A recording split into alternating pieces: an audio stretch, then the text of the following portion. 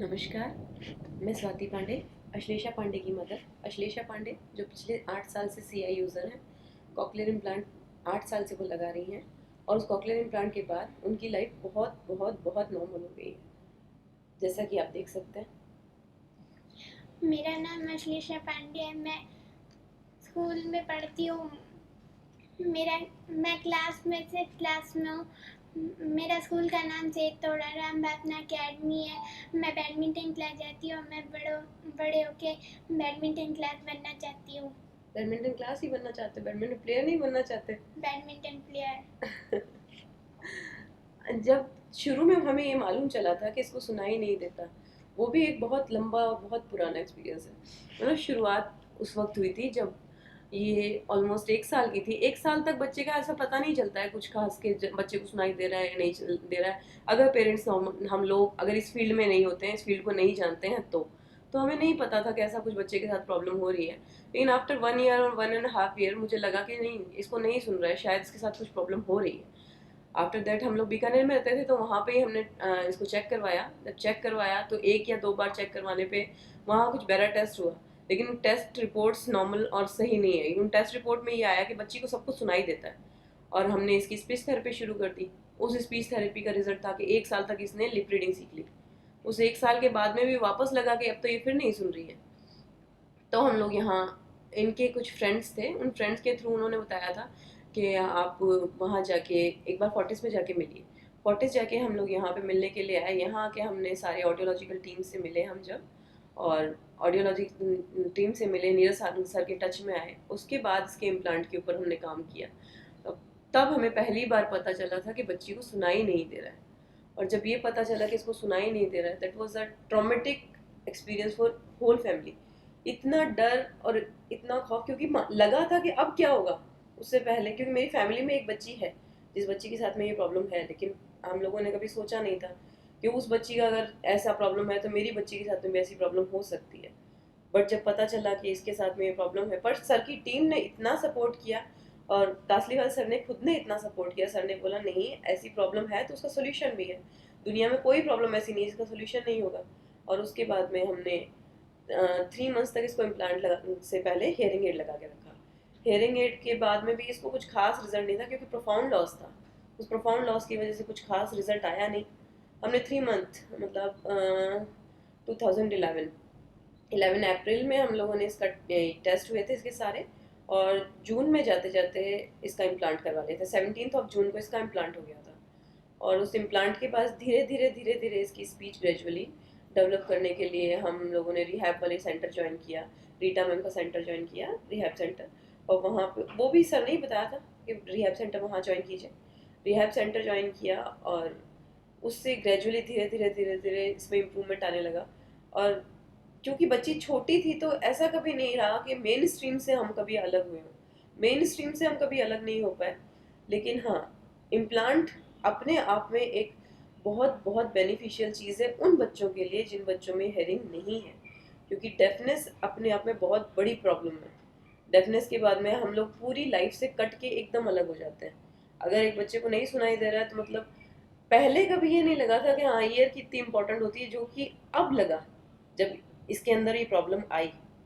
और उसके बाद में जितनी बार भी हम आगे बढ़ते चले गए और जैसे जैसे टाइम निकलता गया, इसकी स्पीच नॉर्मल होती चली गई। और रेगुलरली सर के पास चेकअप्स के लिए आते रहे, और सर ने जितना मोटिवेट किया है, सर की टीम का जितना सपोर्ट है, उस टीम के सपोर्ट और सर की वजह से ही आज मेरी बच्ची इस लेवल पे खड़ी है कि वो इतना अच्छा कर रही है। वो बैडमिंटन प्लेयर है, वो अब नॉर्मल बच्चों के साथ खेलती है, नॉर्मल क्लासेस जाती है। ऐसा कभी लगता नहीं है। इन ना, मैं तो मदर हूँ तो मुझे तो शायद ऐसा हो सकता है कि लग जाए कि हाँ, मेरी बच्ची है तो नॉर्मल ही है। कहते हैं ना, नॉर्मल हर मदर को अपने बच्चे की आवाज़ समझ में आती है।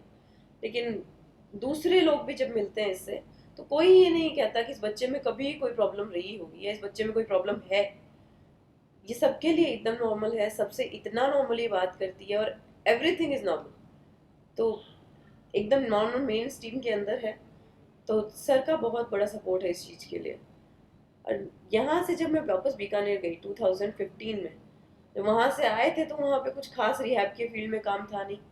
फिर जब मैं यहाँ से वापस गई तब भी मैंने ये चीज़ देखी कि वहाँ रिहैब के फील्ड में तो अभी भी कोई खास काम नहीं हो रहा है।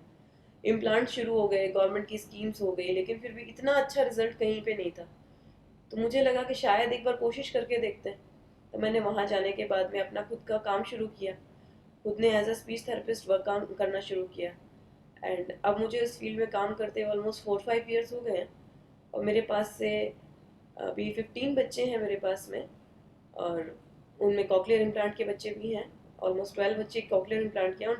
उन बच्चों में जिन जो बच्चे शुरू से मेरे पास आ रहे हैं, बहुत अच्छे रिजल्ट्स हैं। तो टचवुड, जो मुझे फील होता था कि मतलब अगर किसी बच्चे के साथ, मैंने ये शुरू किया इसीलिए था कि मुझे लगा कि अगर मैं एक या दो बच्चे के लिए भी कुछ अच्छा कर पाऊँ, that is a good thing.